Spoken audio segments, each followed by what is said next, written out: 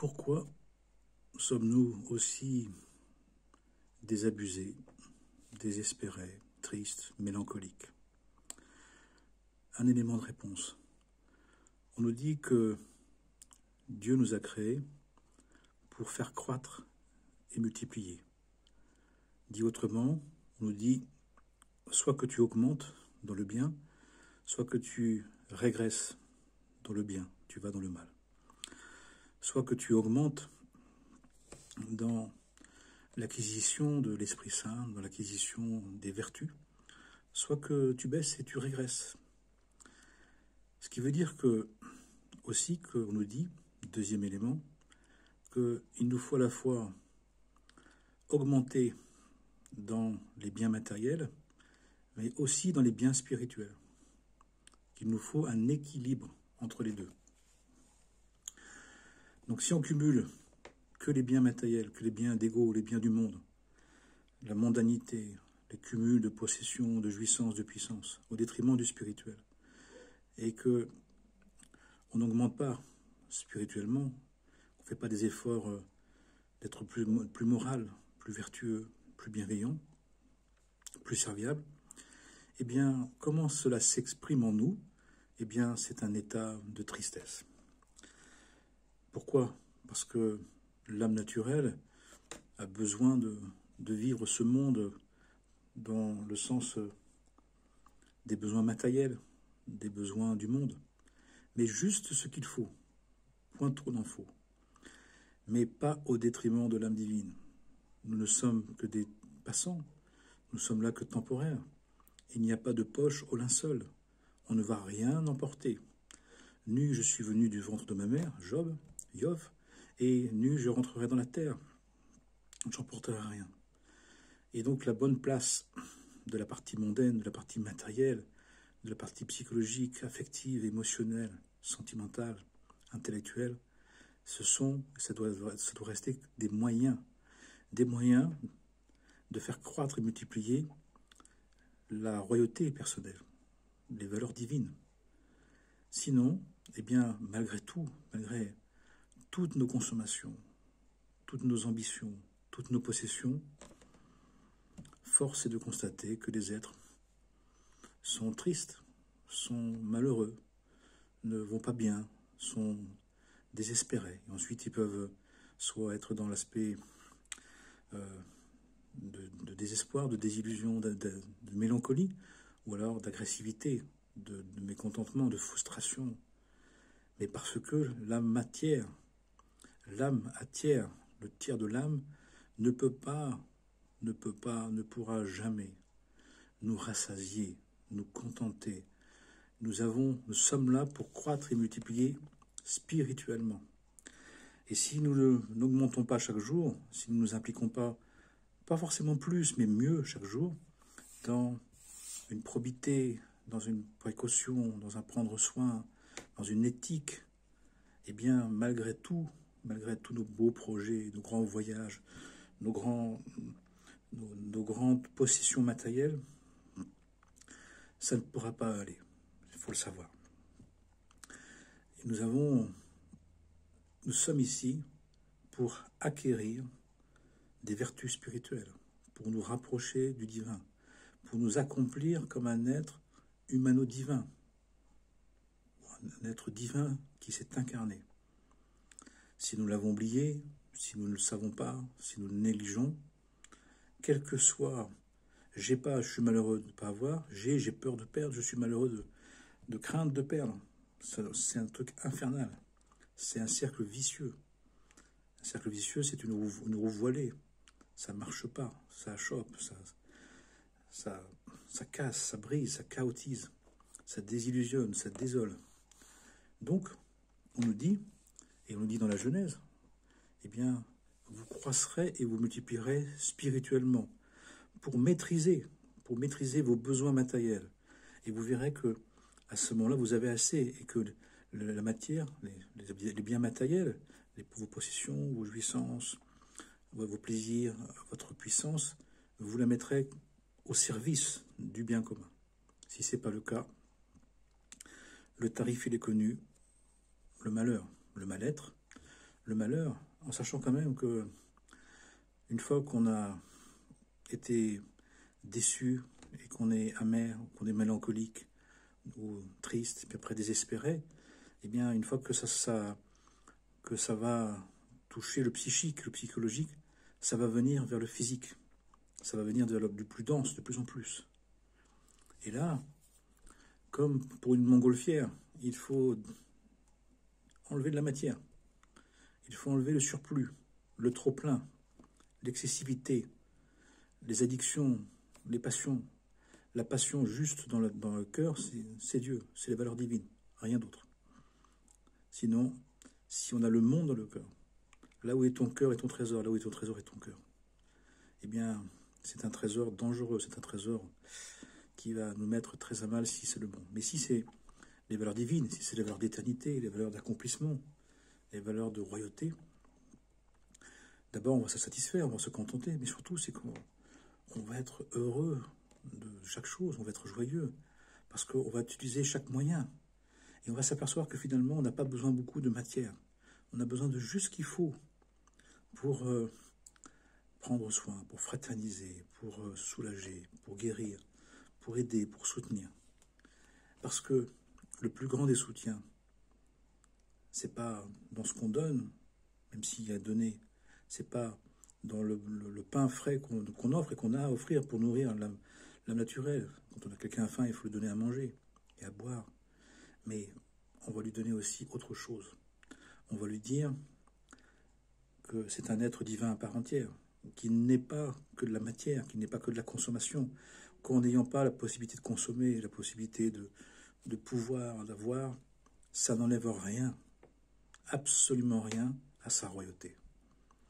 Et ça, on a besoin d'en faire la démonstration, on a besoin que quelqu'un nous le dise, que quelqu'un nous le montre, que sa valeur, elle n'est pas dépendante de ses possessions, de ses jouissances, de ses puissances. Mais ça veut donc dire aussi de se l'appliquer à soi-même.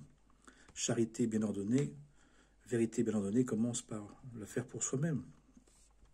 Donc nous avons à montrer ça, à montrer que si je suis un être divin, je ne peux pas me réduire à un consommateur, je ne peux pas me réduire à un avaleur de matière, à un idolâtre de la mondanité du monde.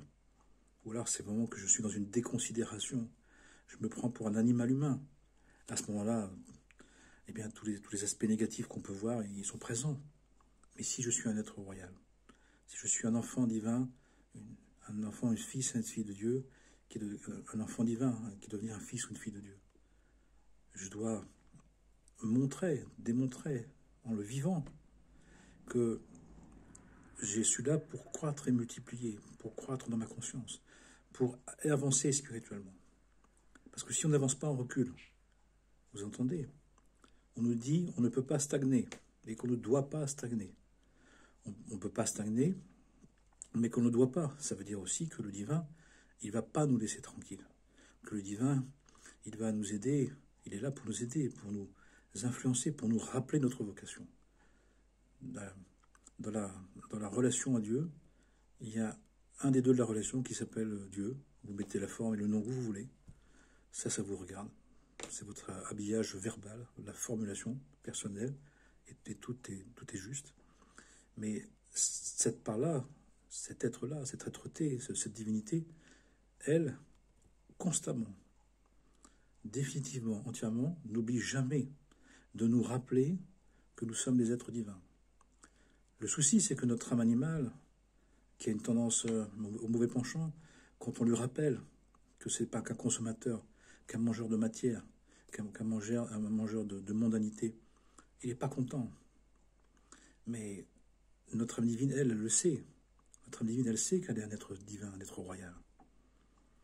Et donc, nous avons à nous comporter comme un être royal avec ce que nous sommes, ce que nous avons, ce que nous possédons, ce que nous pouvons faire. Et là, on amène chacun à retrouver sa royauté. Et c'est ce qu'on nous demande.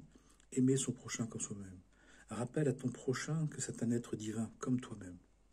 Mais il faut bien qu'il y en ait un qui se souvienne pour rappeler à l'autre et pour nous fortifier ensemble. Et on nous dit, la notion de croisser et multiplier, ça doit être inlassable. C'est par la répétition, par l'investissement. par l'intérêt qu'on porte à cette dimension de l'être, pour permettre à chacun de s'en rappeler. Le seul péché, s'il y en a un, et il y en a un, c'est l'ignorance.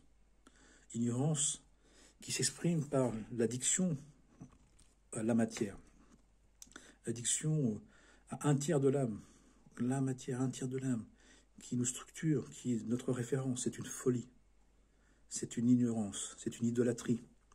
On est dans l'idolâtrie du moi mondain.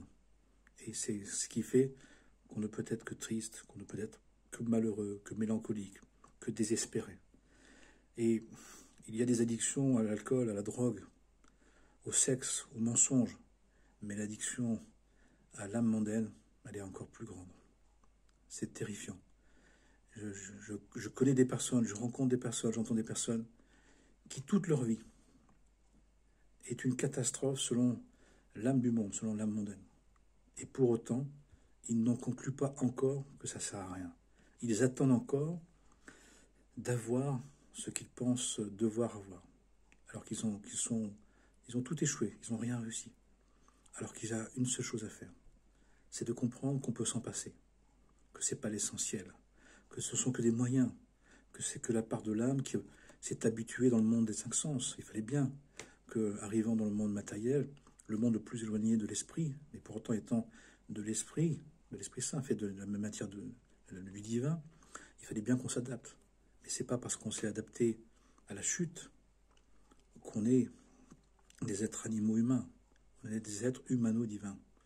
Il faut s'en rappeler, il faut le savoir, il faut croître et multiplier, c'est se souvenir inlassablement. De ne pas se laisser tranquille avec ça, de ne pas se laisser prendre au jeu de dupe avec soi-même. Nous avons ce que nous avons besoin pour le projet du divin.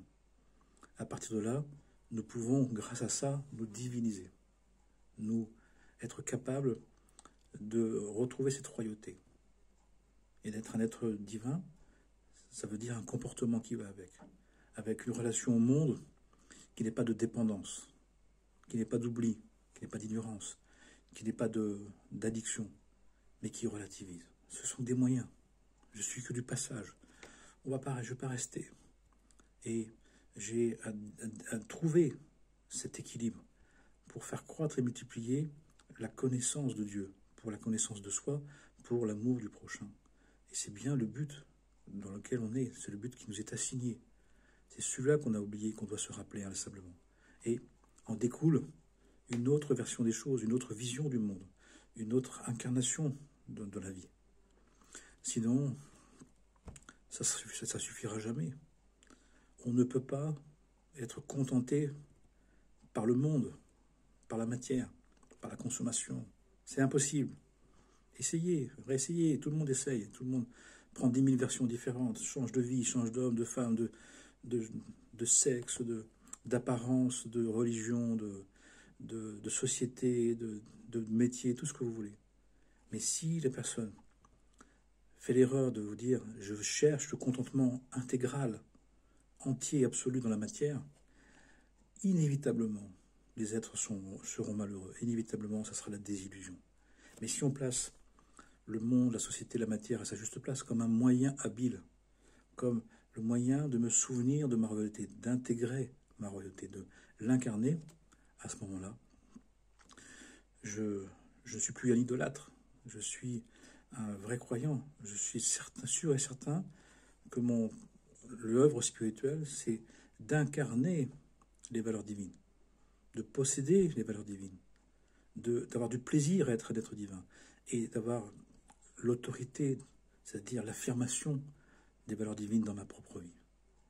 Et à ce moment-là, j'équilibre l'aspect de la matière avec l'aspect de la spiritualité et je suis un être divin entier, complet, qui croît et multiplie, qui chaque jour a la possibilité de faire croître, chaque année de faire croître l'arbre et chaque année de porter des fruits du renouveau, des fruits qu'on peut partager pour bénir Dieu, pour les prémices, les donner à Dieu, pour reconnaître la volonté divine et les partager en frères, de communier à la table, puisque depuis la destruction du deuxième temple, la table de la maison, c'est la table de la communion, la table du sacrifice, de la table où on offre de l'offrande, la table du partage, la table de la célébration de la vie, et la célébration qu'on soit des êtres divins à part entière.